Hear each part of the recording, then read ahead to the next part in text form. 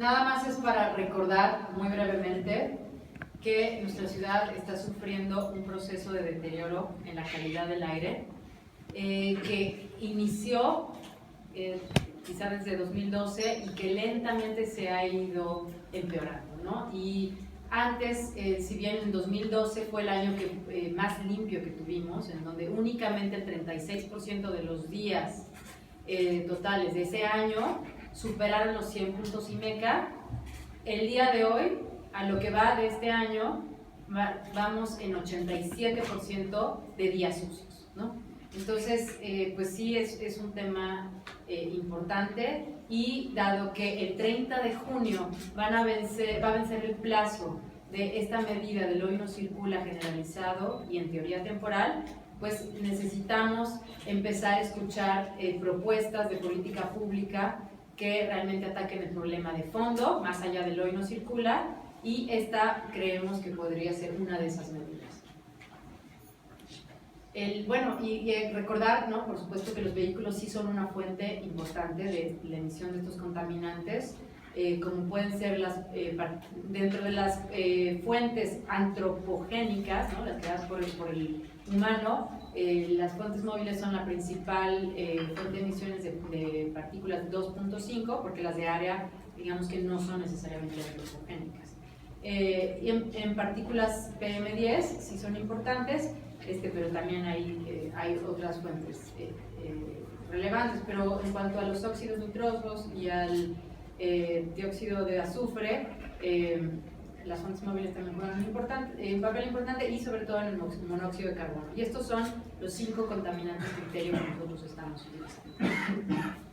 Y pues también recordemos que los vehículos no solamente emiten contaminantes importantes, sino que saturan y congestionan a la ciudad, ocasionando un mayor tiempo de desplazamiento de las personas. Y esto lo puede corroborar pues una empresa que se llama TomTom, que lo que hace es una empresa de sistemas de navegación de GPS, y hace un ranking de las principales ciudades del mundo, en donde la Ciudad de México sale como la ciudad más congestionada del mundo dentro de sus muestras, ¿no? Y de sus mediciones. Y básicamente lo que te dice es que el porcentaje o el tiempo adicional lo que las personas tardan en trasladarse de un lado a otro en horas pico aumenta más que en otras ciudades, ¿no? Entonces el nivel de congestión de esta ciudad está llegando ya a niveles pues en donde nos convierten en unos nada orgullosos campeones de la congestión, ¿no? Y pues también esto, por supuesto, que genera pérdidas en la productividad, tanto de las empresas como de la población. Y esto son unos cálculos que nosotros estimamos hace ya varios años. No los hemos actualizado porque tampoco hay información información más actualizada sobre los tiempos de traslado de los capitalinos. Pero ya en ese entonces ya veíamos que la Ciudad de México, cada viaje duraba 1 hora 21 minutos en promedio. Y si se traduce en pues, los traslados promedio de una persona durante el día, que son 2 viajes en promedio, lo eleva a 2 horas con 42 minutos, que cada capitalino en ese momento ya dedicaba al día para transportarse. Y en contraste con una ciudad que es también grande, pero que sí tiene un sistema de movilidad que funciona mejor, únicamente le dedican al día 1 hora 16 minutos en sus 2 trayectos en promedio, y esto le genera a la ciudad unos costos por la mala movilidad únicamente asociados a la pérdida en productividad. Esto quiere decir que no está tomando en cuenta otros efectos como costos en salud, ¿no? De 33,000 millones de pesos por año. Y con esto pues se podrían construir o 12 líneas de Metrobús equivalentes a la línea 3 del Metrobús, o pues si lo vemos en nuestros bolsillos por trabajador, esto nos equivale al año 1 mes de nuestro salario, simplemente en tiempo perdido en el trabajo. Y bueno, a nivel muy general, antes de entrar a los detalles, porque ahorita Bernardo va a hablar sobre eso, nosotros creemos que el requerimiento de los estacionamientos son un obstáculo para tener una ciudad más sustentable. ¿Por qué? Bueno, si bien el gobierno de esta ciudad ya ha adoptado un discurso, ¿no?, que lo ha plasmado en la nueva ley de movilidad y en su programa de desarrollo para esta administración, en donde se habla de ya transitar hacia un modelo de ciudad más sustentable, que esto pues, generalmente implica una ciudad más compacta, que se mueva a través de modos de transporte más sostenibles y que esté mejor conectada y accesible. Todavía en la práctica persisten leyes y normas que no se han adaptado a este modelo y que de hecho constituyen un obstáculo para implementar una política más sustentable y en realidad representan un subsidio directo al automóvil.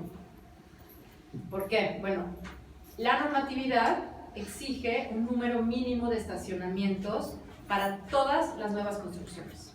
Esto se define en el Reglamento de Construcciones del Distrito Federal y en la norma técnica complementaria para el proyecto arquitectónico, donde ahí básicamente se define a través de tablas muy detalladas el número mínimo de estacionamientos que todas estas nuevas construcciones deben de tener en función de la superficie construida y los usos de suelo en los que se piensa destinar esa construcción. Son requerimientos que son básicamente a rajatabla, ¿no? O sea, no hacen distinciones entre si son zonas que están mejor conectadas con transporte público también pues estos números pues se definen a partir de un estudio que ya tiene décadas que se realizó y que estaba destinado a ciudades de Estados Unidos, que sabemos que son ciudades muy basadas en el modelo del automóvil, ¿no? Y bueno, de hecho este estudio fue cuestionado y en su metodología y también pues es un estudio que se basa en demanda máxima, ¿no? O sea, vamos a construir el número de cajones de estacionamiento para la máxima demanda que yo pueda tener en mis inmuebles. También hay otro requerimiento muy importante que no solamente es para los constructores de las nuevas edificaciones, sino también para los emprendedores. En la Ley de Establecimientos Mercantiles del Distrito Federal le requieren a todos los giros mercantiles que si no cuentan dentro de los inmuebles en los que van a prestar sus servicios o van a realizar sus actividades, le requieren que ya sea que renten, que adquieran un inmueble con esos cajones de estacionamientos o que contraten un servicio de acomodadores de vehículos o valet parkings o finalmente que contraten un tercero. Y esto por supuesto que se traduce en mayores costos para cumplir con la normatividad. Entonces desincentiva las inversiones de los emprendedores al transferirles una responsabilidad que no les debería de tocar y además pues se vuelve también sujeto a la corrupción, ¿no? Porque sabemos que hay en las zonas, por ejemplo, que están aquí, las zonas céntricas de la ciudad, ya no hay mucha disponibilidad de inmuebles para comprarlos ni para rentarlos. O incluso los valet parkings muchas veces tampoco tienen la posibilidad de encontrar estos lugares fuera de la vía pública y entonces pues se contratan costos que son se contratan servicios que son costosos y no se guardan estos automóviles que ya se incentivaron que llegaran a sus lugares. Y pues bueno, aquí hay un ejemplo, ¿no? Cómo encarece a los emprendedores su costo para hacer negocios. Pongamos un ejemplo de un restaurante de 110 metros cuadrados, ¿no? Un restaurante relativamente chico. Y sin que importe si está ubicado cerca de estaciones de Metrobús o del metro o de Ecobici, tiene que asegurar al menos 3.6 cajones de estacionamiento. ¿Esto qué implicaría si se fuera por la opción de construir él mismo esos cajones de estacionamiento? A un costo de 175,500 pesos de construcción, que fue un cálculo que hizo el ITDP, le costaría 632,000 pesos construir esos 3.6 cajones de estacionamiento. O si optara por la opción de valet parking, donde nosotros hicimos encuesta o una pregunta en donde nos dijeron que para acomodar este tipo de vehículos que se requieren costaría 9,000 pesos mensuales y pues anualmente esto se traduce a 108,000 pesos. Entonces, bueno, aquí vamos a entrar más a fondo sobre las implicaciones de este reglamento. Gracias, Gabriela. Y obviamente el ejemplo anterior pues es un restaurante pequeño, ¿no? La mayoría tienen más de 110 metros cuadrados. Entonces es como el caso mínimo, ¿no?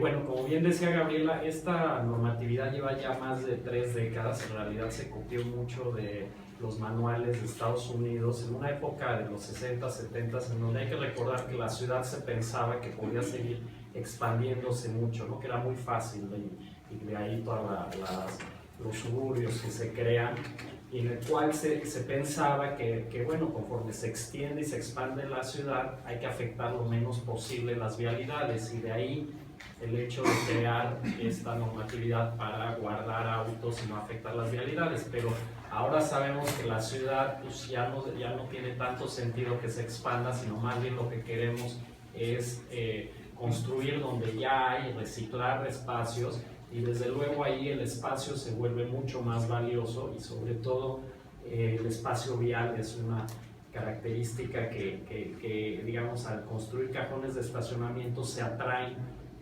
viajes en auto, no es un imán. Los restaurantes además tienen unas cosas absurdas, como que si es restaurante con venta de alcohol, se le exige más espacio para los automovilistas. No sé si hay una relación ahí de que la gente borracha maneja mejor, pero es de esas cosas que no se explican. Y bueno, ahí lo pueden ver, ¿no? En restaurantes, luego instituciones educativas, oficinas, bancos, en fin. Las oficinas públicas extrañamente sí tienen menor requerimiento, pero creemos que eso es positivo, pero tendría que ser mucho más parejo todo esto. Todo esto lo que lleva a hacer es que la mayoría de las, o sea, como se le pide a todo, el lugar de estacionamiento empieza a crecer mucho más el espacio, la superficie dedicada a estacionamiento.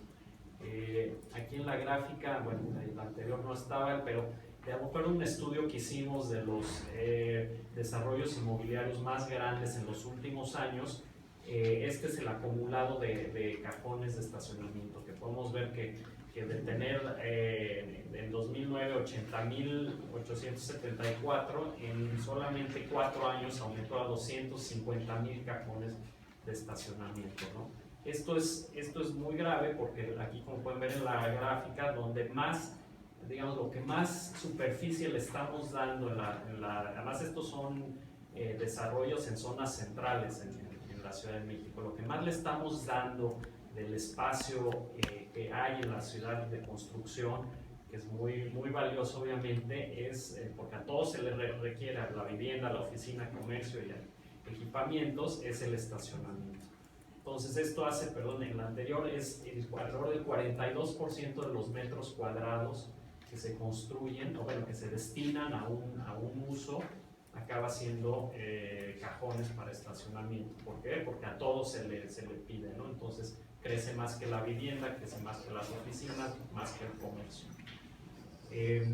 Un ejemplo que tenemos, y en Reforma podríamos tener muchos, pero bueno, el desarrollo que de Reforma 222, que además es del arquitecto pues, quizás más conocido actualmente, bueno, la figura más importante de la arquitectura mexicana, que es Teodoro González de León, que él está completamente en contra de estos requerimientos. Creo que es un buen desarrollo, porque además tiene mezcla de usos de suelo, es un buen edificio. Tiene 1,479 cajones de estacionamiento. ¿Por qué? Porque lo obligaron a que tuviera eso de acuerdo al reglamento de construcción.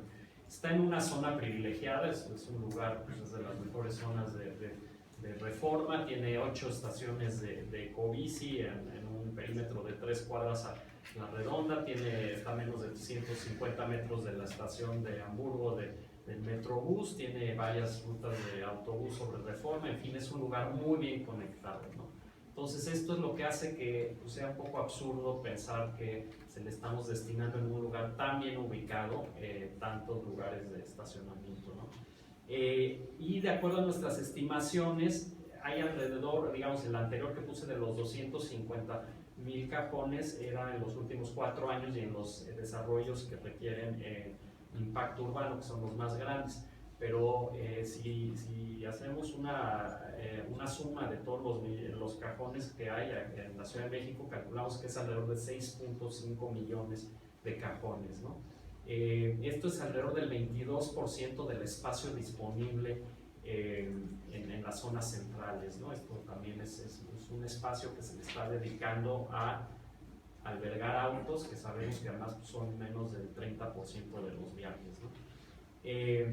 Entonces, bueno, pues esto es lo que queremos empezar a cambiar. Si seguimos con la normatividad que pide el reglamento de construcción y digamos se empieza a proyectar lo que vendría, estamos hablando que tendríamos que añadir en los próximos años y a corto plazo otros más de los actuales, digamos, tendríamos que tener 8.2 millones de nuevos cajones de estacionamiento si seguimos con la tendencia actual.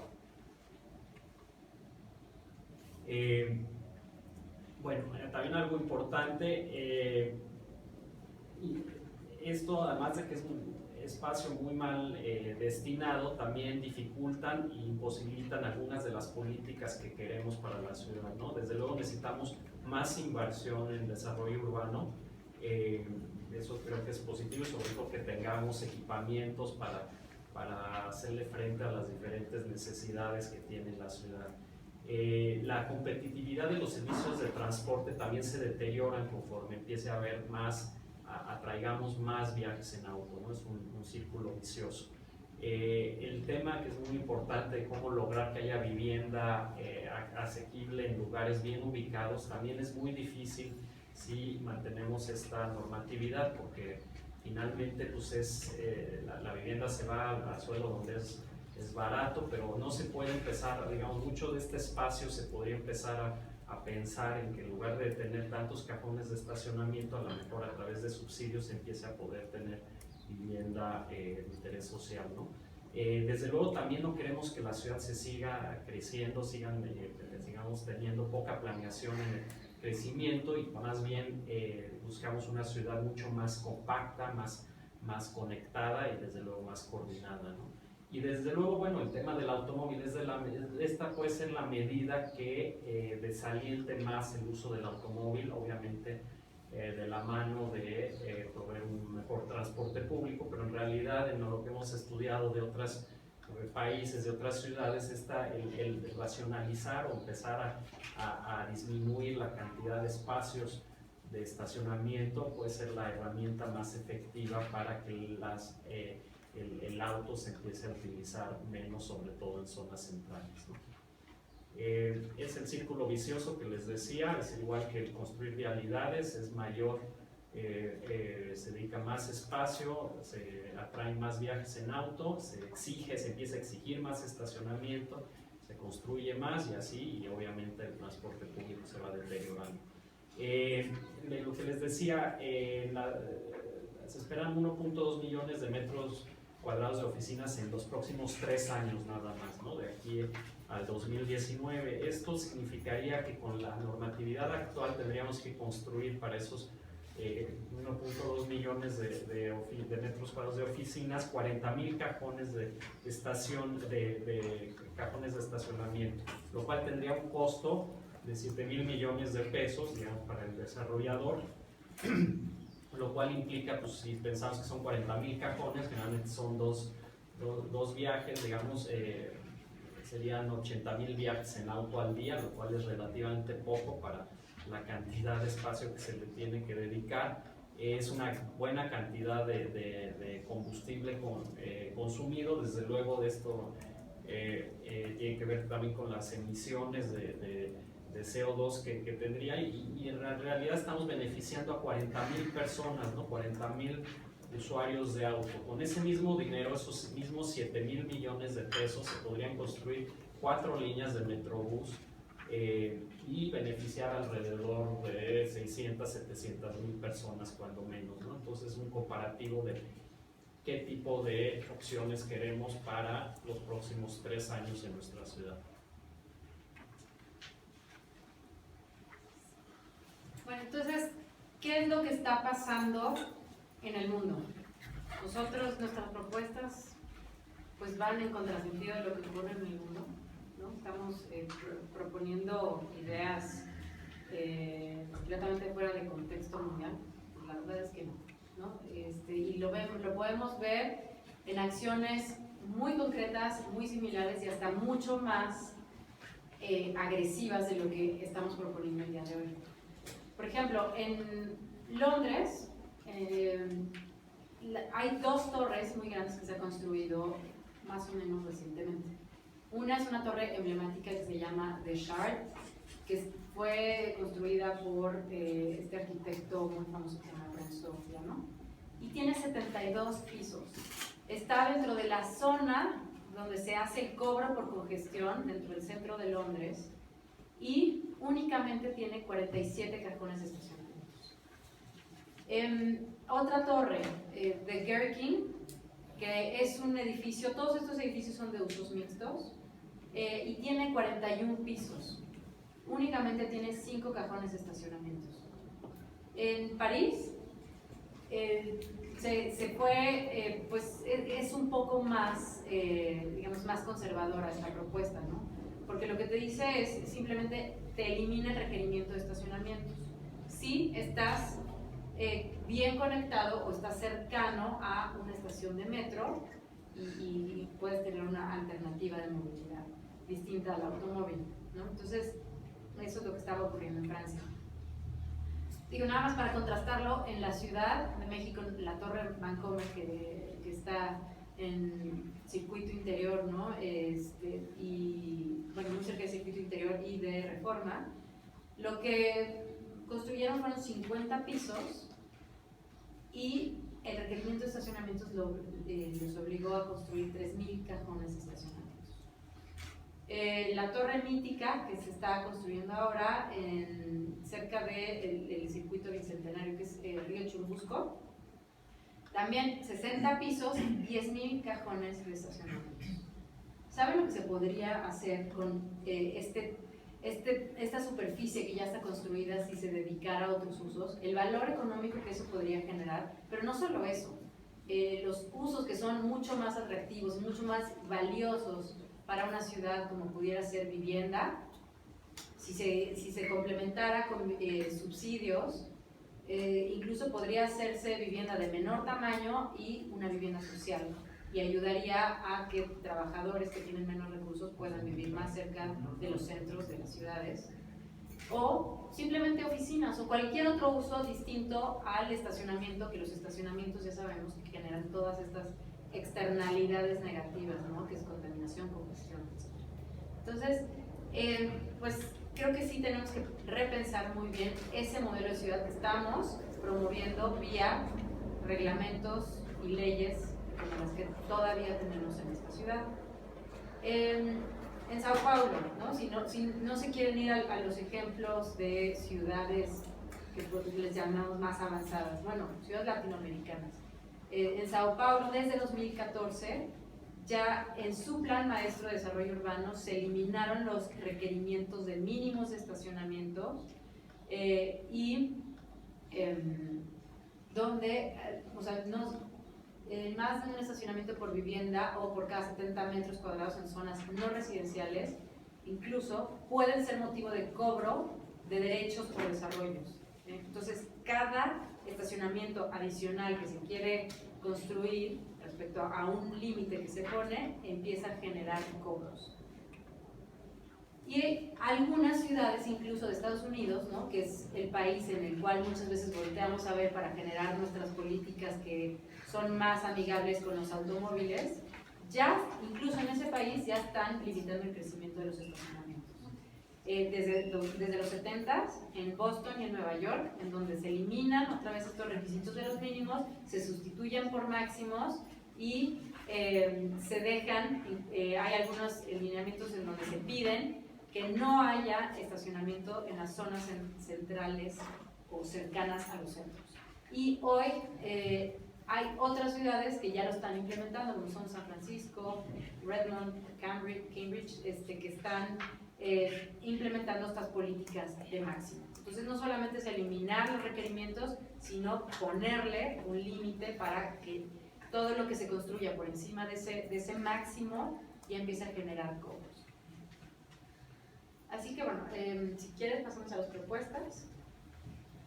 Sí, son tres concretas, que es básicamente eliminar los requerimientos de mínimos de cajones de estacionamiento en el reglamento de construcción. Número 2, que haya una aportación para mejorar el transporte público. Número 3, armonizar todo esto con otras regulaciones que se complementen, ¿no? Para que lo vean muy gráficamente, actualmente te pide que a fuerzas un edificio tenga un mínimo, ¿no? Como está del lado izquierdo. Lo que estamos proponiendo es que ese mínimo se vuelva máximo. No quiere decir que no se puede ya construir estacionamientos, sino que hasta cierta cantidad sí se puede construir, pero ya después se empieza a generar un costo, digamos un cobro al desarrollador después de cierta cantidad, y va obviamente aumentando exponencialmente hasta llegar al máximo. Y esa aportación se utiliza para mejorar el transporte público. Es una política bastante avanzada, pero bueno, pues es lo que están haciendo en muchas ciudades, y creemos que la Ciudad de México está más que lista para esto.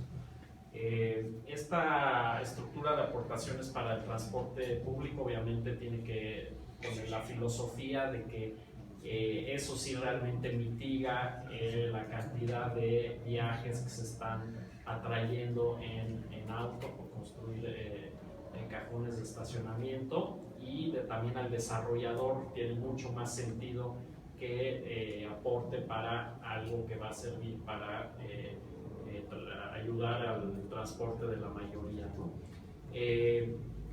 Y también por otro lado lo que se busca es obviamente ya no tener tantas cantidades de cajones de estacionamiento, ¿no?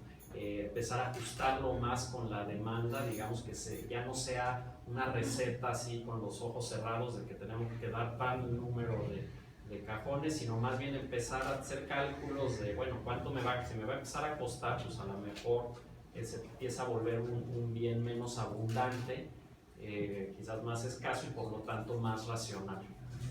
En zonas, obviamente, digamos, hay que también ver, no toda la ciudad es homogénea. Las zonas centrales son las que están más listas para este cambio de mínimos a máximos y que empiece a haber una aportación. Son las zonas centrales que pueden ver ahí sobre todo en el recuadro, digamos, más lo que llamamos la zona la zona orientada al transporte, donde ya hay muy buena infraestructura, y ahí se busca que más o menos está en lo que hemos platicado con los desarrolladores. Ellos estiman que es alrededor del 70% de lo que actualmente se les requiera puede ser digamos, el nivel óptimo, ¿no? Y digamos en cuanto a la demanda de esta cantidad de espacios de estacionamiento.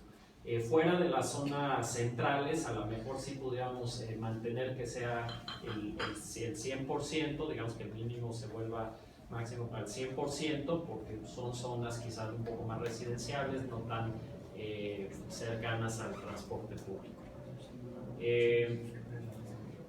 De acuerdo a los estudios que también hicimos, resulta que tampoco es que digamos, como es algo que es obligatorio, como pueden ver en la gráfica, no hay una curva hacia el lado izquierdo. ¿Qué pasaría si no te dejan, si no fuera necesario construir esa cantidad de cajones de estacionamiento? Entonces lo que podemos ver es que la mayoría se ajustan al mínimo, y solo unos cuantos casos, principalmente los centros comerciales, sí tienen una oferta más allá del mínimo, ¿no? Porque además es un mínimo y puedes hacer la cantidad que tú quieras, ¿no? Pero en realidad acabamos viendo que, como ven en la gráfica, se ajusta más al mínimo. Lo que sería muy interesante, obviamente, al eliminar mínimos, es qué pasaría a la gente y a la el mercado empieza a poder absorber pues desarrollos que no necesiten tanto estacionamiento, ¿no? De acuerdo a la demanda. Y vemos que en promedios nada más se pasan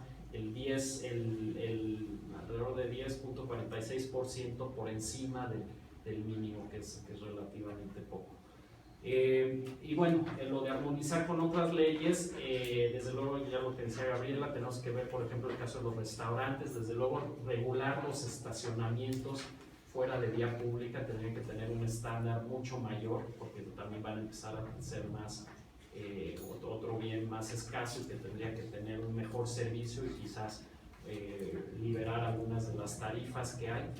Y desde luego también esto vincularlo con cuestiones como puede ser vivienda social, servicios, cuestiones que también al Estado le interesa que haya en lugares bien ubicados, ¿no? Y no dedicados a guardar autos. Y desde luego complementarlo con cobro por uso de la vía en lugares, ¿no? Porque también no tiene mucho sentido empezar a limitar el estacionamiento en inmuebles cuando la vía pública puede ser gratuito, entre comillas, y desde luego esto tiene que venir, se tiene que hacer de una manera muy, muy integral. Sobre esto que acaba de decir Bernardo, del potencial que tendría eliminar estos requerimientos de estacionamientos para ofrecer, por ejemplo, más vivienda a los capitalinos, me gustaría ponerles un ejemplo, ¿no? Imagínense un edificio de 6 pisos, promedio de las zonas centrales, ¿no? del Distrito Federal, que tuviera 12 departamentos. Entonces, un edificio de 12 departamentos. Y más o menos de 150 metros cuadrados, que es la superficie promedio para los departamentos de la Benito Juárez o de Miguel Hidalgo, con datos de metros cúbicos. Entonces, a este edificio de 12 departamentos se le requerirían 24 cajones de estacionamiento. 24 cajones de estacionamiento. ¿Qué pasaría si estos 24 cajones de estacionamiento se pudieran transformar para mantener estos mismos 6 niveles en más departamentos? Esto implicaría que por la superficie que hoy ocupan los estacionamientos podríamos construir 6 departamentos extra para este edificio. ¿Esto qué implica? Es un 50% más de vivienda que podríamos ofrecer para el mismo nivel socioeconómico de los departamentos que estamos ofreciendo. Pero si le metiéramos criterios de vivienda social, en donde en lugar de construir departamentos de 150 metros, los construyéramos de 75 metros cuadrados, podríamos duplicar, ¿no? O sea, construir mismo número de departamentos, 12, de vivienda social, que esos 12 de otro nivel socioeconómico que fuera superior, como el que hoy ya está en el mercado, pero sin saturar las calles, porque serían nuevas viviendas que no traerían coches a las calles. Entonces, este sería un potencial enorme para detonar y acercar vivienda asequible a la ciudad.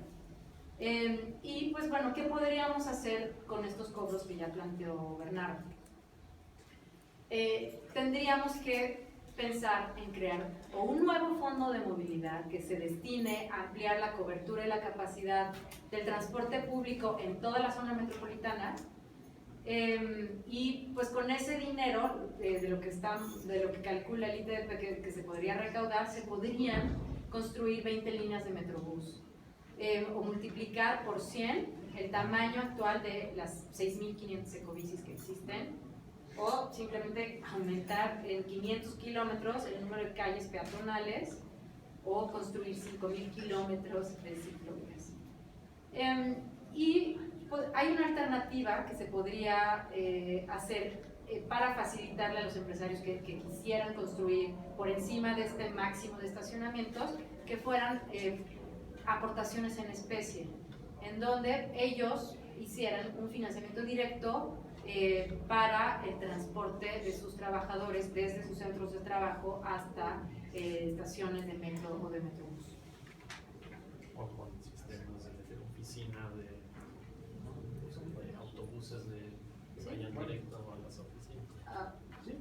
Ok, bueno, que vayan, o sea, por zonas, ¿no? Te refieres a las zonas, que vayan de Metrobús o de estación del metro hasta una oficina en Santa Fe, por decir algo, ¿no? Y bueno, ¿cómo garantizar la transparencia, que es el tema que a todos nos preocupa, ¿no? Y una buena rendición de cuentas de este fondo de movilidad. Bueno, pues desde el principio definir un plan de acción de qué obras y qué mejoras se le va a hacer al sistema de transporte con estos recursos de estacionamientos. Lo ideal sería que fuera vía etiquetado, pero sabemos que eso le genera cierta alergia a muchos, pues tanto diputados como funcionarios de la Secretaría de Finanzas, ¿no? Entonces, si bien, si no se hiciera etiquetado, que por lo menos se comprometiera que un porcentaje de estos recursos se haga para un financiamiento adicional al transporte público masivo. ¿Y cómo podríamos cuidar que se respete un porcentaje de unos recursos?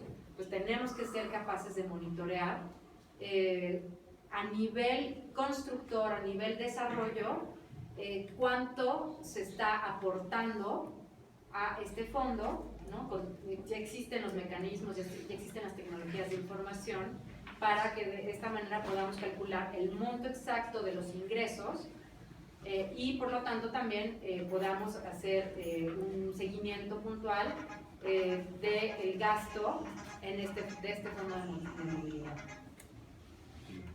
Así que, pues ya, ¿qué podemos esperar, ¿no? Al final si logramos estos cambios? Sí, esto es la última lámina. Bueno, de acuerdo a lo que les decía, los desarrolladores nos han dicho que es mucho lo que les piden en general, que estarían, ellos calculan que alrededor del 70% de lo que actualmente se pide. Todo esto dice que hay una sobreestimación de la demanda actual, digamos, de cajones de estacionamiento. Aún con la reducción y ojo, no es de que se van a prohibir, sino simplemente se va a empezar a desalentar que se construya tanto estacionamiento. La demanda actual estaría satisfecha y hay una subutilización de los espacios y desde luego hay también horarios y hay una cantidad de cosas que se pueden hacer para mejorar la operación, digamos, de dónde se guardan esos vehículos. También podríamos esperar que habría menor cantidad de demanda inducida, de decir, bueno, pues aquí hay estacionamiento, ven automovilistas, sino va a empezar también el viaje, va a pensarse más antes de hacerse en auto, entonces menor demanda inducida. Y también algo muy importante, actualmente la regulación es que las autoridades recetan esta cantidad de cajones, cuando en realidad pues, tendría que ser una cuestión más de acuerdo al mercado, la flexibilidad, los costos que el desarrollador estime y lo que yo creo que hay un gran mercado también para las familias, como han cambiado, también no es de que obviamente hay menores cantidad de hijos, puede haber una pareja que prefiera vivir en un departamento más barato, bien ubicado, que no tenga cajón de estacionamiento. Hay un gran mercado para eso, ¿no? O si hay estacionamiento que no sea a fuerzas en su edificio, sino haya un estacionamiento fuera, que nada más fuera dedicado para eso. Y bueno, todo esto lo creemos que nos dan elementos para pensar en una nueva reglamentación del reglamento de construcción que CEDUBI está bastante interesado en cambiarlo, al igual que otras instancias del gobierno de la Ciudad de México. Y bueno, pues esto es lo que creemos que pudiera pasar y sobre todo también, como decíamos, empezar a ponernos al nivel, homologar todo el discurso que hay en el discurso sobre una movilidad sustentable que tenemos ya a nivel ciudad y cosas que sí se han hecho de manera muy interesante, pues empezar a dar también estos pasos que ayudan mucho a tener pues, finalmente una mejor calidad de vida para todos, ¿no? Con esto terminaríamos y daríamos paso para la sesión de preguntas y respuestas. Uno acá, dos, tres. Buen día, Manuel Hernández de Grupo Brasil. Bueno, en teoría suena muy bonito. Sí, vamos a vivir sin coches. Pero estamos en una ciudad donde creció exponencialmente de una manera absurda donde el costo de la vivienda también en algunas zonas ya es absurdo. Por ejemplo, después de los cajones cobrarle más, no haría que los desarrolladores pues digan, va, lo pago, porque al final de cuentas alguien me lo va a pagar, a alguien le interesa vivir, no sé, en Polanco, en la del Valle, en la Condesa y tener lugar de estacionamiento, no importa que pague más porque lo puede hacer, en lugar de hacer viviendas de interés social, que para eso el gobierno está buscando cosas. La otra, hablabas de reducir el tamaño de las viviendas. Ahorita el gobierno federal está buscando incrementar el tamaño de las viviendas, porque dice que no se puede vivir en un departamento de 45 metros cuadrados porque no te da una calidad de vida real en esta parte. Y la otra, ¿cómo le harían, por ejemplo, en las zonas de trabajo? Si hay alguien que vive en Ixtapaluca, en Cuautitlán Izcalli, en toda la periferia, tiene que venir a trabajar a Santa Fe, y resulta que es más barato para él tener un coche y venir con su esposa y con sus hijos, porque gasta 50 pesos de gasolina en ir y venir, que a utilizar el transporte público, que se le incrementa a 100, 150 pesos, y por ejemplo eso nos ha comentado el auditorio, ahora que está lo de no circula, que se vieron muy afectados, por ejemplo, que viven con Cuautitlán Izcalli, y gastaba 50 pesos en su auto, y venían 4 personas, ya tienen que tomar el suburbano, tomar el metro, luego el metrobús, y aparte de incrementar el tiempo, pues también incrementa en el bolsillo la afectación. Sí. A ver, la primera, a ver si entendí bien, lo que tú estás diciendo es que, a ver, bueno, más bien la respuesta sería, no estamos limitando el número de cajones de estacionamiento, simplemente lo estamos liberando y que sea el desarrollador en función de su mercado y de sus clientes el que decida. Y si se pasa de ese mínimo, y ahora se vuelve ese máximo, se le empezaría a cobrar, pero no se le está restringiendo. Ahora, los datos que mostró Bernardo es que hoy esos mínimos no muerden al mercado. ¿Por qué? Porque la gran mayoría de los desarrollos, salvo de centros comerciales, te construyen los mínimos. Y si ellos pudieran, construirían incluso menos. Entonces, realmente lo que te está diciendo no es que la gente le está pidiendo más estacionamientos. Y eso es bajo el status quo, ¿no? O sea, con un modelo de movilidad como está hoy. Sí, sin duda, hoy es muy difícil y entiendo que no hay muchas alternativas de movilidad en buena parte de la ciudad, pero estamos hablando que hay zonas de la ciudad que sí están bien servidas por transporte público y que ahí es donde se deberían sobre todo de centrar y hacer incluso más fuertes estas recomendaciones con criterios de accesibilidad al transporte público. Ahora, la otra, lo que dices de la vivienda social, yo no estoy diciendo que se tenga que hacer necesariamente vivienda social con esos espacios de estacionamiento que ya los podrías transformar en vivienda. Di el ejemplo que podrías convertirlos en más viviendas de exactamente el mismo tamaño, que hoy es 150 metros cuadrados, y podrías aumentar en 50% la producción de esa vivienda de ese mismo tamaño. Y si se agregaran criterios de vivienda social que fueran de departamentos de 75 metros cuadrados, que no estoy hablando de los niveles de un cuarto de los que se construyen con el dinero de Infonavit, que son 40 metros cuadrados. O sea, no es eso, no estamos ni cerca de esa superficie, es más. Entonces, 75 metros cuadrados es bastante razonable. Yo viví en un departamento de 80 metros cuadrados por mucho tiempo y nunca tuve problemas. Entonces no me parece que uno ni sea algo como prescriptivo, sino simplemente hablar de las opciones que se podrían tener. Y con respecto al tema de que pues, a lo mejor a alguien le sale más barato ir en coche, pues eso no quiere decir que sea así, no quiere decir que esté bien. Yo creo que lo que necesitamos es mejores sistemas de transporte público, ¿no? O sea, no por la inercia que tenemos quiere decir que sea algo que queramos, ¿no?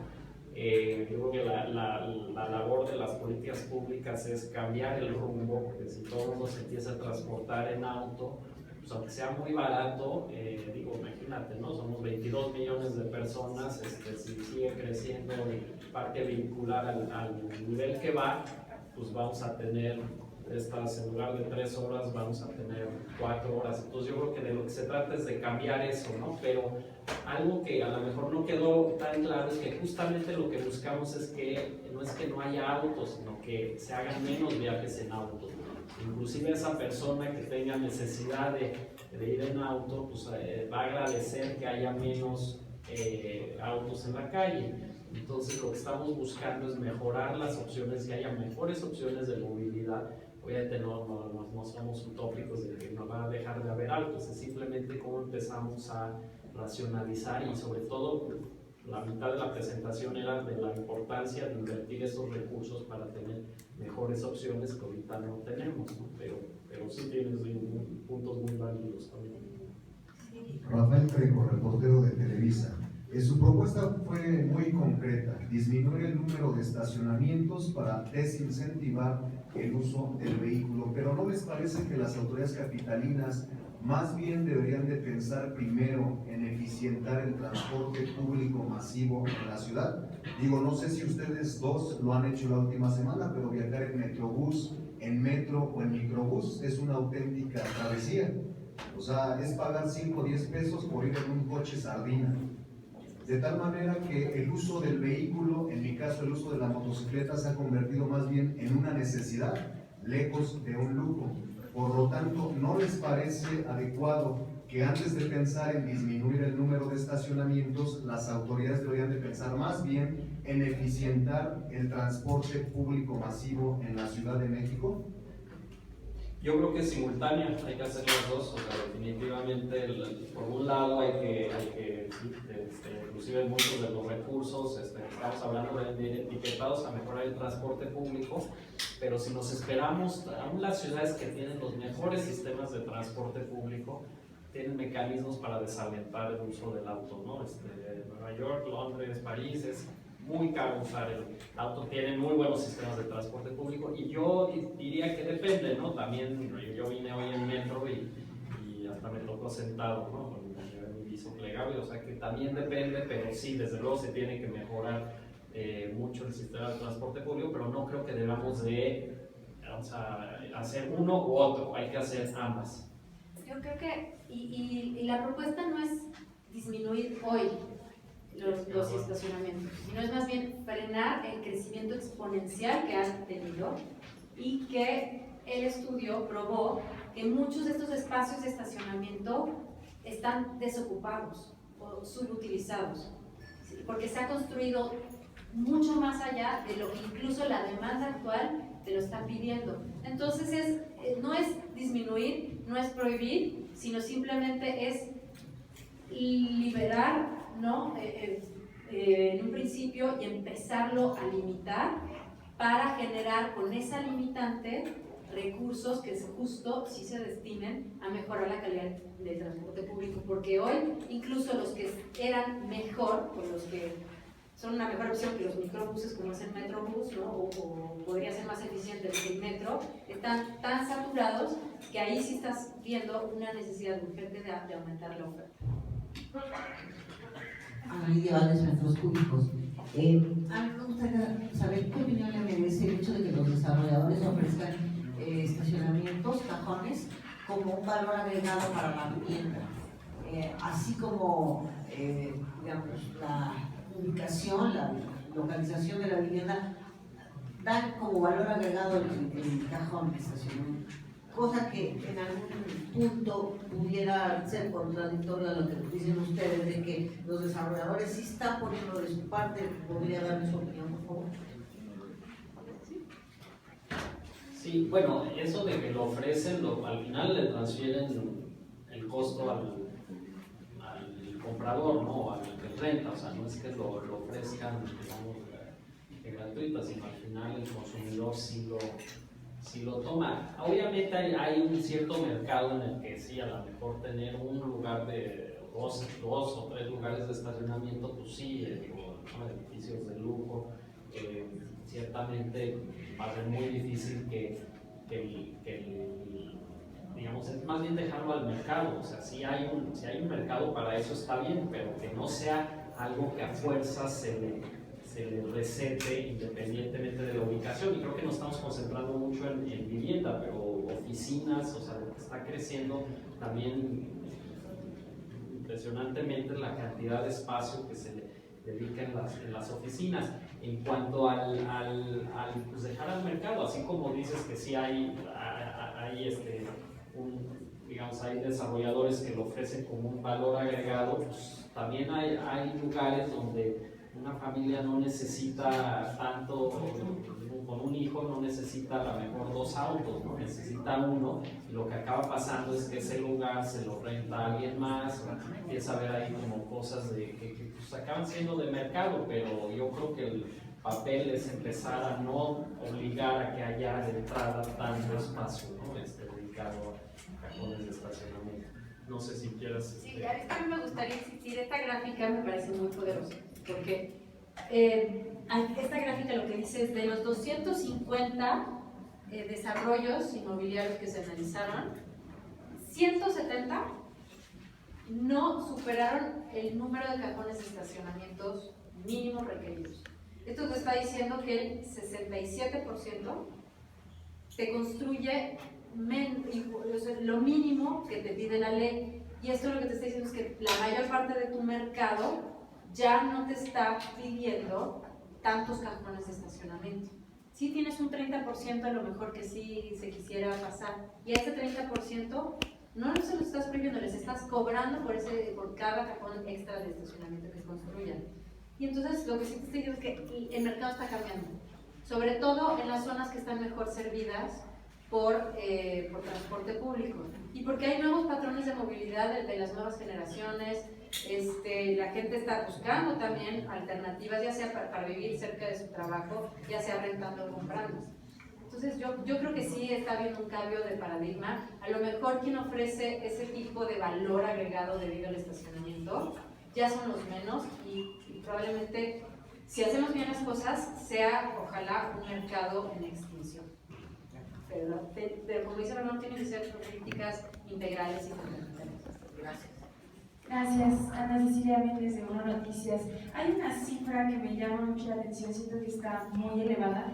Estamos hablando aquí en el ejemplo del restaurante de 110 metros cuadrados, que un cajón de estacionamiento sin construcción implica un gasto de 175.500 pesos.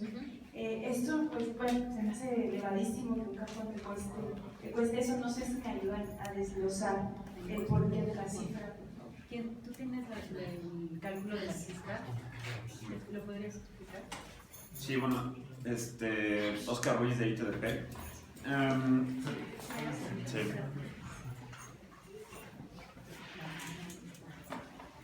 Ok, el cálculo se hizo tomando en cuenta el valor del metro cuadrado dependiendo de dónde está ubicado. 175,000 es un precio promedio, digamos, de construcción, más lo que implica accesos, más lo que implica el espacio de circulación. Es decir, cuando tú construyes un espacio de estacionamiento, no es nada más poner el espacio, pintarlo y listo. Es el costo del metro cuadrado, más accesos, más operación de los estacionamientos, y eso tiene una repercusión sobre el precio. El 175,000 es el precio promedio, dependiendo de la zona y dependiendo del tipo de tecnología que se use, puede variar. No, creo que estamos hablando de entre 130,000 hasta 250,000, 300,000 pesos puede llegar a costar un cajón de estacionamiento, ¿no? Pero hay que tomar en cuenta que justamente no es nada más un espacio pintado, tiene un costo que varía con la ubicación. 27 metros cuadrados, ¿no? 27 metros cuadrados. 27 metros cuadrados ya con la circulación, y eso nada más el espacio, el costo del espacio. No estás pensando en tecnología y en operación y en todo lo que requiere utilizar un espacio de estacionamiento. Entonces, si divides los 175,500 entre los 27 metros cuadrados, que es la superficie que explicaba Oscar, que no solamente es el lugar, sino los movimientos, o sea, 27, el costo por metro cuadrado son 6,480. No es tan alto. Exacto. Y hay que recordar que a veces es subterráneo, ¿no? Digamos, muchas veces o sea, lo que implica, pero eso nos lo dijeron los desarrolladores, van de promedio los más baratos 130,000 hasta hasta alrededor de 200,000. Sí, a nosotros también nos sorprendió, pero sí hay que tomar en cuenta que no es nada más el cajoncito, sino los 27 metros que se requieren para circular. Sí, y si tomamos en cuenta, o sea, lo del precio o el costo, bueno, ya no es costo, el precio por metro cuadrado de los departamentos en la Benito Juárez está en alrededor de 29,600 el precio. En la Miguel, bueno, en Álvaro Obregón, por ejemplo, está en 31,000 pesos el metro cuadrado. Ya es construido en un departamento, entonces estás hablando de pues básicamente un tercio o una cuarta parte del precio de venta de un metro cuadrado, ¿no? Sí. Hola, ¿qué tal? Lidia Sánchez de Noticias en la Vida. Yo tengo una pregunta y es, en la parte de soluciones que ustedes planteaban, del dinero que podría ser destinado, hablaban de líneas de Metrobús, para la ecobici, de mejorar las calles, pero ¿por qué no hablar del metro? O sea, a lo que voy es, una de las principales vías de transporte que utilizan los mexicanos en la Ciudad de México es el metro, porque el metro te trae desde el suroriente de la ciudad hasta el norponiente, ¿no? Entonces casi todo es el único sistema de transporte público, independientemente de los camiones, que te lleva de un punto a otro. Pero también es la necesidad de ampliarlo y bueno, ya todos conocemos lo que pasó con la línea 12, ¿no? Entonces, ¿ustedes por qué no plantean también esto? ¿Por qué no le ven como una oportunidad a este sistema? ¿O No, de acuerdo, todo lo que sea transporte público de calidad, bienvenido, incluyendo el metro. Lo que pasa es que lo hicimos para hacerlo también, la verdad el metro es más caro, bastante más caro, entonces más que nuevas líneas, quizás sí hablar de ampliación de líneas existentes, y desde luego que sí, estamos completamente a favor de que el metro se siga expandiendo. o sobre el metro podrían hacerse más líneas de Metrobús, pero que se expandiéndolas hacia las Sí, ciudades? totalmente. De acuerdo, Sí. de acuerdo. Lo hicimos para, digamos, como 3 ejemplos, pero sí debemos de poner donde se pudiera expandir tantos kilómetros de metro. Hola. Darinka Rodríguez de Alto Nivel.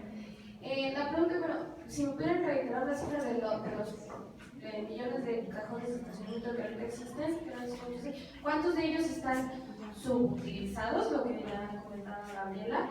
Por otro lado, también me gustaría saber si estos espacios se pudieran dedicar a vivienda u otra cosa. Es decir, ¿cuánto podría disminuir el costo de una vivienda social o de otro tipo? Si, por ejemplo, se construye, como tú decías, otro número igual de departamentos, ¿cuánto podría bajar el precio de la vivienda? Gracias. Bueno, yo empiezo con tus preguntas. 6.5 millones es un estimado en cuanto a qué tanto es ineficiente, o sea, digamos yo, así a un cálculo muy, a grosso modo, yo creo que una tercera parte de esa cantidad no se utiliza de manera óptima, y sobre todo lo que yo decía, a veces que los horarios, digamos, cuánto se usa el estacionamiento del auditorio, ¿no? Se utilizan los eventos, y etcétera, ¿no? Como pudiéramos empezar, o sea, lo que hacen en otras ciudades, inclusive en algunas oficinas que trabajan de día, luego en la noche los residentes pueden utilizar los estacionamientos. Entonces, todo este tipo de cosas que actualmente no hacemos, hay un gran potencial. Yo diría que fácil, una tercera parte de esos 6.5 millones no están desperdiciados. Y si se añaden estos 8 millones, pues va a ser lo mismo, ¿no? Digamos, va a ser una tercera parte de muchos metros cuadrados que nada más se utilizan en ciertos momentos del día y para alojar autos, no para otras cosas que también creo que la ciudad pudiera proveer, ¿no? Y con respecto a aquí a los cálculos. Hice un cálculo rápido ahorita con los datos que tengo de valor promedio de un departamento en la Miguel Hidalgo, que es de los más altos, ¿no? Para hacer cálculos conservadores. Entonces, si tienes un departamento de 202 metros cuadrados en la Miguel Hidalgo, que ese es el tamaño promedio, y el precio promedio está en 9.300.000 352 pesos, o sea, 9.300.000 pesos, ¿no? Y suponiendo que cada cajón de estacionamiento te vale 175.000 construirlo, entonces son en promedio, a ver, porque 175.000. A un departamento de esos le requieres 2.5 cajones de estacionamiento. Entonces son 437.500 pesos, que es el costo de construir esos 2.5 cajones de estacionamiento. Entonces, si eso lo sacas en relación, si dijeras esto te lo puedes ahorrar, y lo sacas en relación de valor promedio, estás diciendo que te podrías ahorrar 4.7% del valor de tu departamento, casi 5%. Buen día, Oscar Santillán del Big Data. Preguntarles, hace la semana pasada Sedubi confirmó que se iba a construir una torre en el CETRAM de Chapultepec de aproximadamente 41 niveles, es decir, habrá espacio para estacionamiento. ¿Ustedes consideran que esto es un retraso en esta política de desincentivar al automóvil? Y también, como segunda pregunta, hablaban que en 3 años se van a construir 1.2 millones de metros cuadrados. ¿Tienen el estimado en qué zona se van a construir 1.2 millones de metros cuadrados?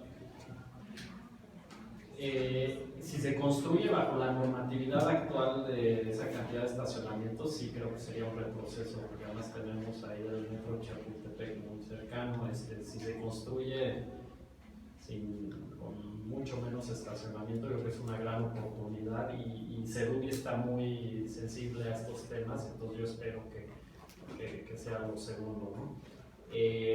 Con respecto a los 1.2 millones, estamos pensando sobre todo en el corredor de oficinas de Reforma y Insurgentes, que es donde se proyectan esta cantidad de oficinas para los próximos 3 años.